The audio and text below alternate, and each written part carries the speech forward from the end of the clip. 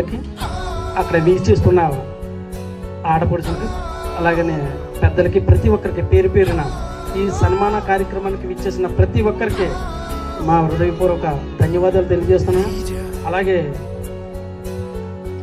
గురు విష్ణు గురుదేవు పరబ్రహ్మ ద కస్మశ్రీ శ్రీ గురువైన మహాంటారు పెద్దలు శ్రీ గారు కూడా గురువు చెప్పిన జ్ఞానాన్ని, గురువు చెప్పినటువంటి మాటల్ని తన మైండ్లో నెవరేసుకొని తన యొక్క ఆలోచనను భిన్నంగా ఈరోజు ఈ కొత్తపేట ఎర్రపేట గ్రామ పెద్దలతో సన్మానం చేసుకున్న జగదీష్ గారికి మీరందరూ ఒకసారి క్లాప్స్ కొట్టాలని కోరుచున్నాను. Thank you.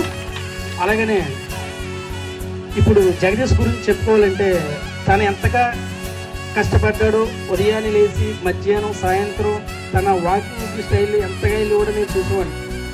మాస్టర్ చెప్పిన మాటల్ని, ఆ మాటలతో పాటు వాళ్ళ ఇంట్లో కుటుంబ ఆర్థిక సంస్థలు కూడా గుర్తించుకొని ఇవన్నీ కలిపి చేసిన కృషితో వచ్చిన లాభమే ఈరోజు రాష్ట్ర స్థాయిలో గొప్ప సెలెక్టర్గా ఉన్నారు. ఎందుకంటే ఈరోజు ఎవరైనా కావచ్చు, ఈ అబ్బాయిని మన ఆదర్శంగా తీసుకోవాలన్న ఆలోచనతో ఈ స్ఫూర్తి ఫౌండేషన్ ద్వారా ఈ కార్యక్రమాన్ని చేయడం జరిగే సందర్భంగా ఇలాంటి అవకాశాలని సద్వినియోగం చేసుకోవాలని జగదీష్ గారికి అంతటి ప్రోత్సాహం ఇవ్వాలని వాళ్ళ కుటుంబానికి, అలాగే ఇలాంటి సేవాభావాలు అంటే ప్రతి ఒక్కరికి ఆలోచనలు ఉంటాయి. ఆ ఆలోచన ఒకరిని ఎదుగుదలకి తోడ్పడడానికి ఉంటుంది, ఒకరిని ఎదగకుండా ఉండాలని ఉంటుంది. కానీ ఎన్ఎస్ఆర్ గారికి ఉండే ఆలోచన ఎలాంటి అంటే కష్టం ఉన్న దగ్గరికి వెళ్ళడం, తర్వాత ఎవరు శ్రమలో ఉన్నారంటే వెళ్ళడం, ఇలాంటి చేయడం ఒక ఆనవాయితీ అయిపోయింది. ఆ ఆనవాయితీ దిశలో ఈ సన్మాన కార్యక్రమం కూడా చేయడం కూడా మా కొత్తపేట గ్రామం తరఫున ఆయనకు ఒకసారి క్లాస్ కొట్టాలని కోరుచున్నాం. తర్వాత మొదటిసారి మా ఊరు చేశారండి ఎన్ఎస్ఆర్ గారు, అది మర్చిపోయాం అనుకుంటాం.